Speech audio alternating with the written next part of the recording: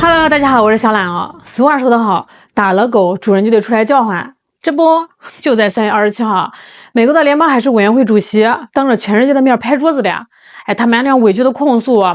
中国现在以港口国监督为借口，对挂着巴拿马国旗的商船那是痛下杀手啊，大幅度增加了扣押力度，这完全不符合以往的惯例。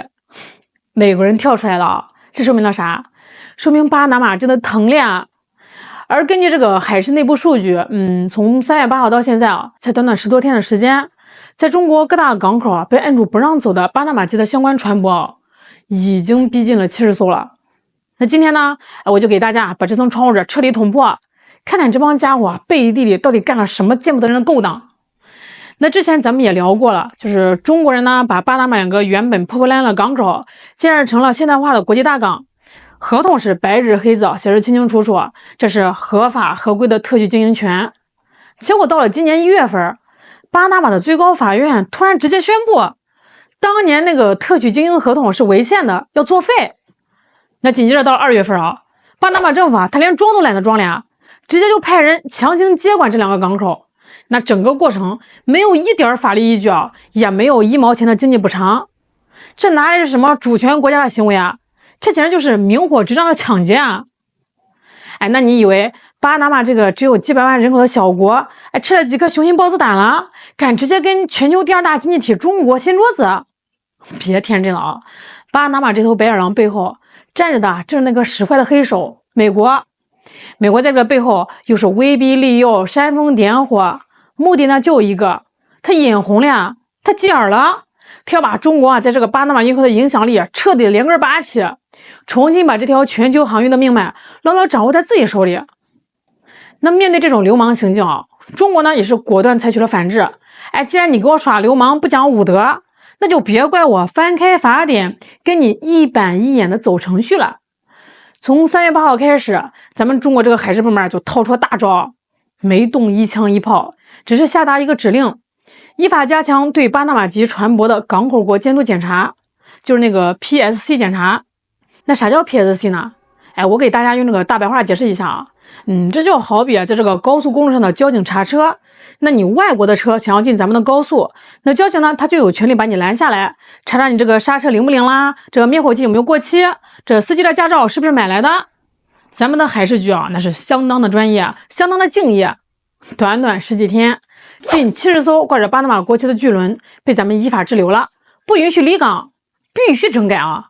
这个时候美国人就跳出来了，那就哭天抢地的说中国是惩罚性扣押，非法扣押。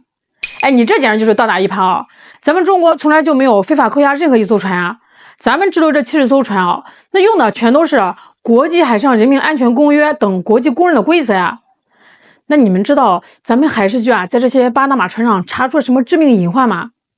有的船这个消防系统早就瘫痪了，一着火全船人都得遭殃。还有的船这个救生艇卡死根本就放不下来，那真遇上了海难只能弃艇喂鱼了。还有的船这个雷达都是坏的，全靠这个船长拿个望远镜在前面看路。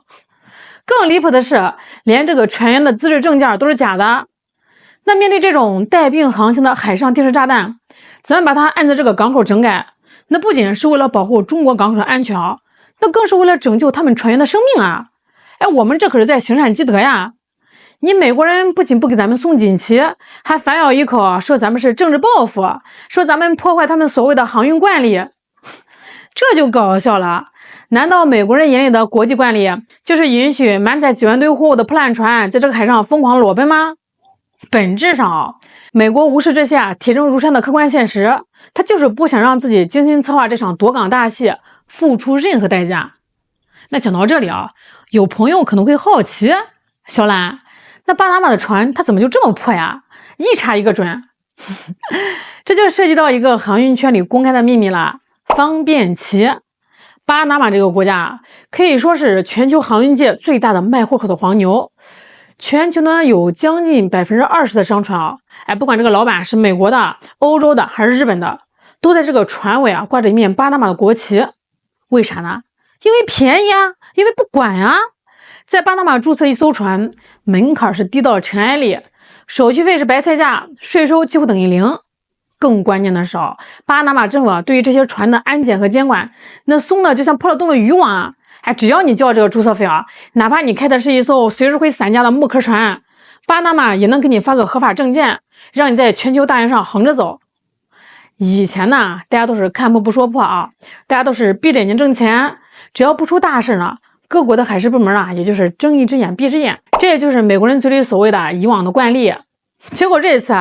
巴拿马非要当出头鸟他非要惹中国，那就对不起了中国海事局呢，直接带上老花镜，拿着放大镜，一条一条的对着国际公约给你验。你巴拿马不是号称是全球第一大船级国吗？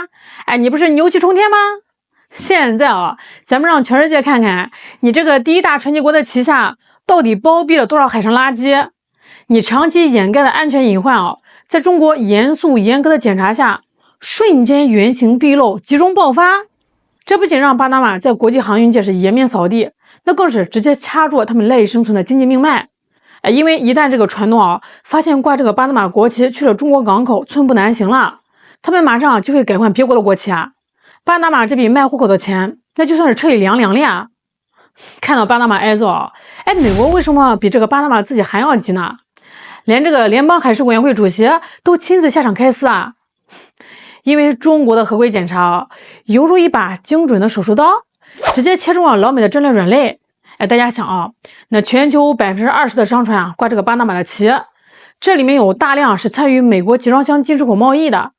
那现在这个全球的供应链本来就脆弱像玻璃一样，中国呢再把这个70艘巨轮扣在港口里修设备补手续，这船就走不了了，船上集装箱就下不来。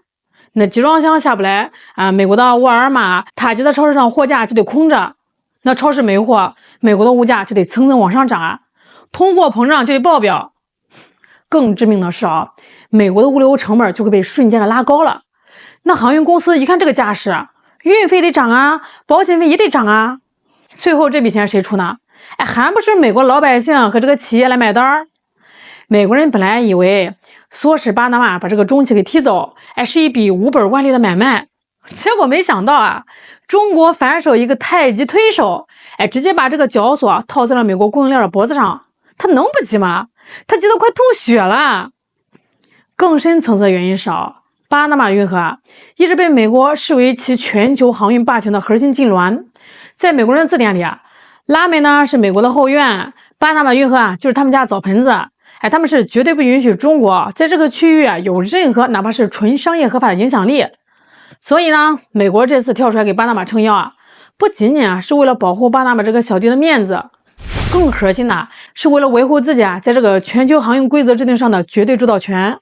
它的潜台词是，这片海我说了算，我说能过就能过，我说你合法你就合法，你中国就算是有理也不能动我罩着的人。